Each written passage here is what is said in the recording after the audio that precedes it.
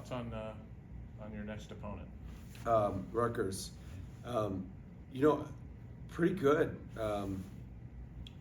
Athletic, well coached, can really score it. They keep things pretty simple offensively and defensively, which is what makes them be able to play fairly fast, not necessarily tempo-wise, but just, they play pretty fast. They play pretty confident. They're a good basketball team that can put up points really, really quickly. So we'll have our hands full. How you feeling about, the bounce back? I know you talked about that a little bit after the game against Indiana, but I imagine you're not surprised that you guys bounced back after 3 losses and got in the win column. Yeah. I don't think I was ever real worried just because of how they approach practice. I think you still have to throw a few curveballs at them to make sure that they're fully focused on the next opponent, and understanding that because sometimes you can, you get close to Purdue, you get close to Illinois, you can kind of fall in love with close and think that you're getting closer, and there's no real place that you're supposed to arrive. It's just continuing to get better and better and better, and so whether you get close to Purdue or Illinois is irrelevant. You still are trying to get better.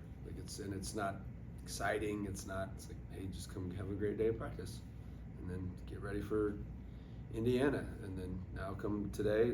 Yesterday we had to, be elite at not resting, but getting a sweat and trying to get some of that soreness out. And then today is we got to get after it and try to get better today.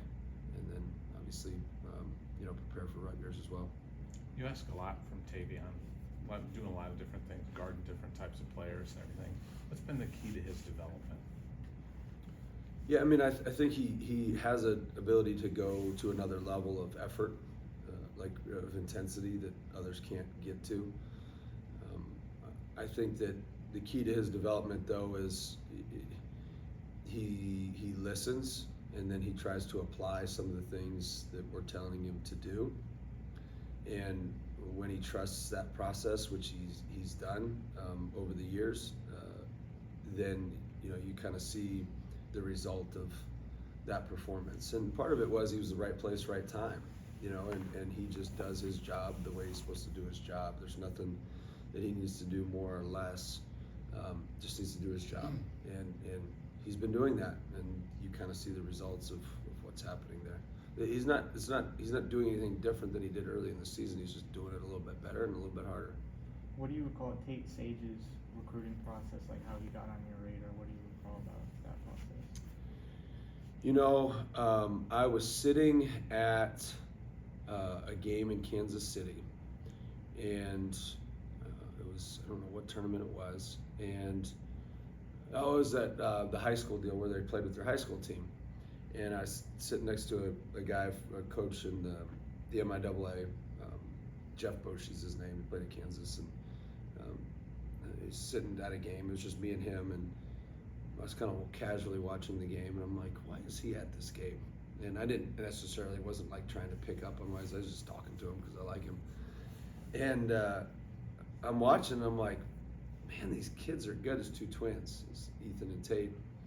And I'm like, man, are they good enough for Drake? And I'm just kind of watching them. And I look at their offers. They don't have any offers hardly, and some D2 offers. And man, I don't know. So then we went and watched them again the next game, and both of them, Tate and Ethan, they were good. They were good enough for our level.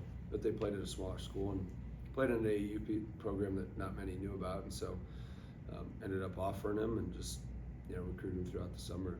And we recruited Ethan and Tate, and wanted him to come to Drake. We were fortunate enough to get Tate. What was it about when you made the transition to Iowa that you were like, okay, we want Tate to come along?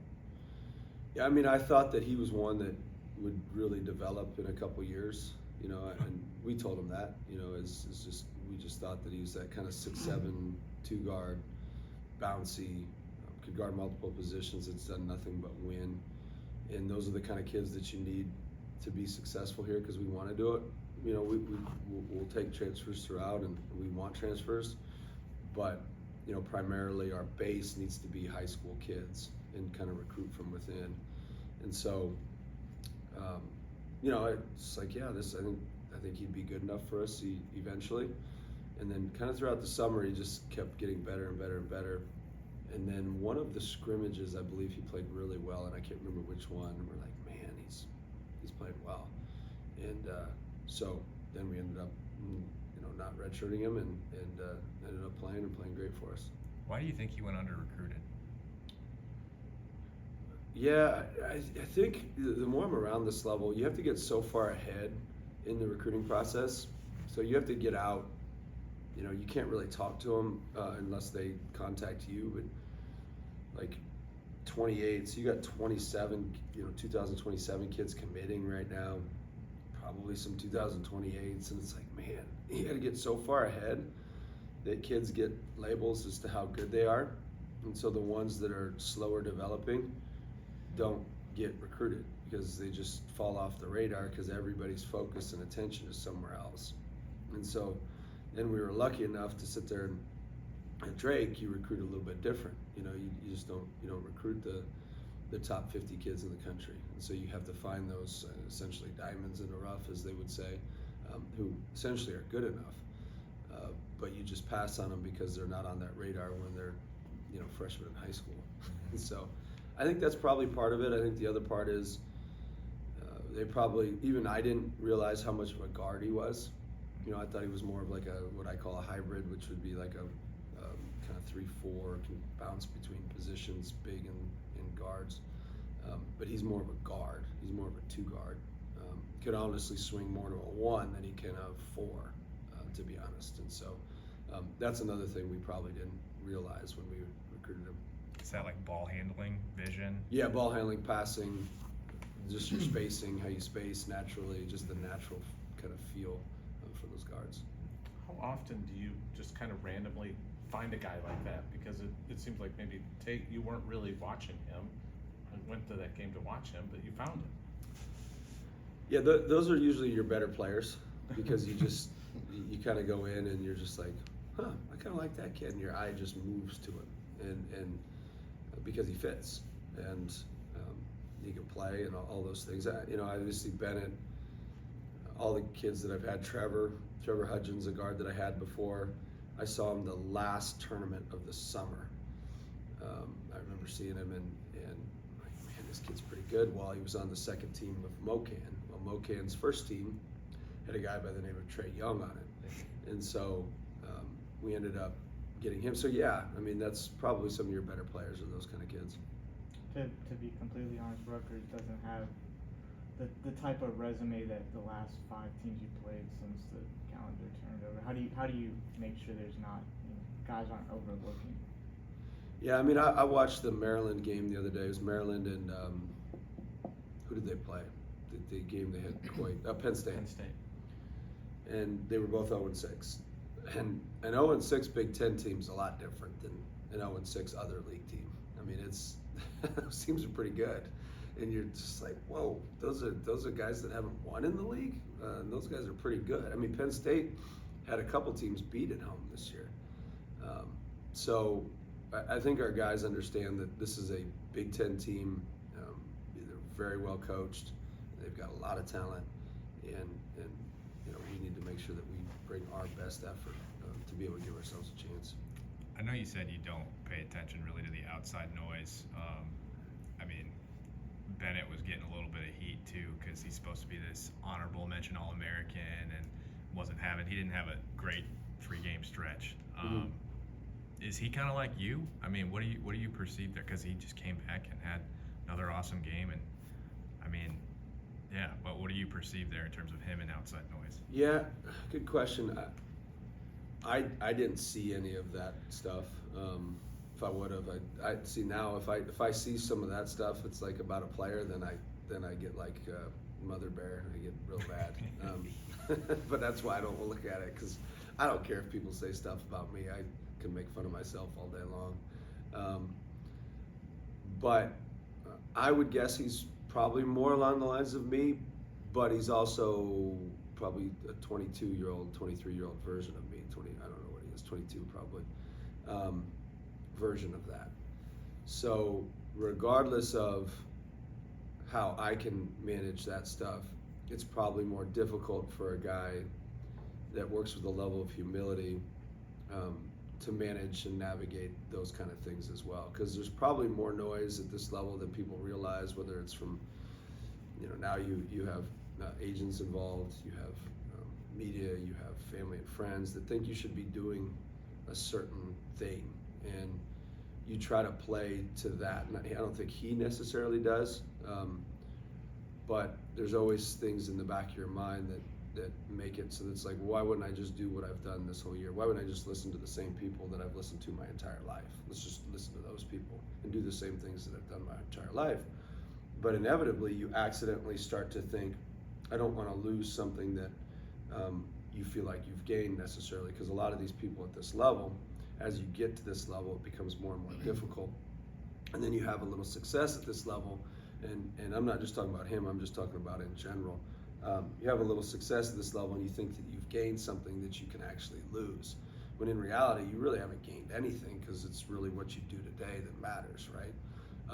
And so then they put this undue pressure to not fail or to not lose something, instead of continuing to try to gain and earn and get something, if that makes sense. Because whether or not, like, let's just use Bennett specifically, whether or not he's good enough for the NBA is not his control. He has no control over that whatsoever. Just like we have no control over whether we win or lose a game. You do have control as how hard you compete and how hard you attack those things. And so when we talk about process focus, that's what it is. You just don't control some of those things that you think you do. That creates the level of anxiety that hurts your performance, and then you've got problems. So long answer, I think that he does a much better job. My guess is his social media is off. I think most of our guys is off. I think your hardest time is when you win a couple games in a row. You may turn it on to feel some of that sense of outside love that isn't really love in reality anyway. And so that's probably the hardest times to manage that. The Big Ten Network did a feature on Bennett, and he talked about, a letter that you had handwritten him during the recruiting process. Is handwriting letters, is that something that you do like pretty routinely to guys? Was that a one-off? And I guess can you kind of just walk through that? Yeah, no, it's not something that I do routinely. I do like handwritten letters. They're a little bit better. Not necessarily always in the recruiting process.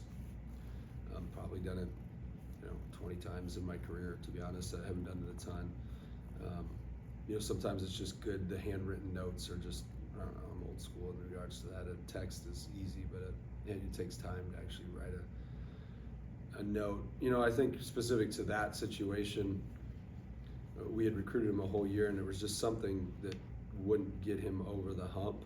And I think sometimes when you're because I was trying to go to Division I when I came out of high school, and I think sometimes when you're trying to go to Division I, you sometimes can forget what you're actually going to college for, and it's not to be Division I. What it's for is those relationships and your ability to grow through the game of basketball, your ability to become a better man, better husband, better father, all those things through a game, and then to bring joy to people's lives because they see you play and they see how you act and stuff like that. And so you just needed to sometimes write that down, like, hey, this is why you're special. It's not because you can play the game of basketball. It's because you can change people's lives because of when they see you, they're like, this dude's humble. He works with, unselfishness, but yet he's a fierce competitor and he's chasing his dreams and his goals and stuff like that. I can do that too. And I think that's probably the bigger thing that he needed to realize through the recruiting process. The Division I didn't matter. The right spot and the right people mattered more than anything else. Could you tell when he was in high school that he had the potential to play at this level? I thought when we recruited him, he was a mid-major player. That's what I thought. And so I actually went and watched his high school when we got this job, because I'm like, would I have recruited Bennett to this level? It was close. It'd have been close. Yeah, it'd have been for sure mid-major. I definitely would have recruited him at Drake, 100%. Just watching his high school film. Once we got him, then I thought he was a high major kid. Yeah, once I coached him for a while, I was like, yeah, he's probably high major. But, you know, if you would have saw his first scrimmage, you would have been like, ooh. His first, like, big physical game, you'd be like, maybe not. But kids progress differently, and so. But that's the nice part about him going to Division II, is able to go to there and then play in a scrimmage and, you know, be awful in the scrimmage. And I remember him coming down and being like, man, I got humbled there. And then we went to scrimmage to Division I after that. He was unbelievable. I think he had like 20 points, dunked on somebody, won by like 30 or 35 or something like that. And he was much better in that one. So he's a good player. With how rare it is to have a player really stick through the process of going through multiple changes with coaches, following coaches as long as he has, what does it mean for him to stick by the developmental side that you've been working with Ben for so long now? Yeah, he's picked people, and he's picked the right, not necessarily just me, but like the whole staff, the whole players. He's always picked people, and it's worked out for him very, very well. And he's made a lot of right decisions by picking those people. Not necessarily just me, but my staff, his teammates, that sort of thing. And so he's always done that. And you know, as long as he continues to do that, he's gonna make the right moves. And sometimes there's gonna be some adversity, which, you know, you'll see probably throughout the year still. And then sometimes it's just like, oh, well, that made sense, and he kind of sticks with that faith of he's picked the right people. When you were recruiting kids that you viewed to be like mid-major at the D2 level, like how did that go? Like Flora Bennett in particular, just trying to keep that quiet, so maybe like the UNIs or UMKCs wouldn't get hear about him or want to go see him. We wouldn't let kids post their offers, or they wouldn't get the offer. So if they posted the offer's off the table. And so no one would know, because everybody would track our recruiting. Yeah. And so I think they probably did at Drake as well, a little bit. And so just because we had a niche for finding those kind of kids, so then you push, and a lot of coaches probably don't work real hard on the recruiting trail, and so then it's, you know, you offer them and then 10 people offer them the next day. Like, all right. And so we just didn't let them post their offers. And then, you know, part of, though, I will say this, it's a little easier to find the diamonds in the rough at that level, because, and even at the probably low and mid-major levels, because like if they're not good enough, like if they're not a mid-major player, they're still a D2 player. You know, so it's like, even if they're not that mid, like they're still that. And so you're still fine, and they can still develop, and you can still win games with them. If you miss here and you get a D2 player that you thought was a high major player, you're gonna have some problems, right? Like you're gonna have some problems. You're not gonna win a lot of games. And so to actually trust that evaluation is a little bit more difficult at this level, because you miss and you're not gonna win, and there's gonna be some problems. Have you had to do some quick learning? Like the evaluation process? Yeah, a little bit. I think just the season has helped a lot. Just seeing other teams, seeing what wins, because it's still, you know, I still haven't played in the Big Ten. Like I mean, I'm a year and a half from being in Maryville, Missouri, at Northwest Missouri State. You know, going to a game at Washburn and Topeka, and those were hard games. I'll tell you that much right now. But it's just a little bit different. You know, I think, again, like I've said before, I do think the coaching at Division II was so good. It was good. Like the X's and O's coaching, some of those coaches, man, the guys that I came in under, they kicked my butt a lot. And so I learned a lot from X's and O's perspective, playing or coaching at that level. All right, thanks, Coach. Thanks, guys. Thanks, Ben.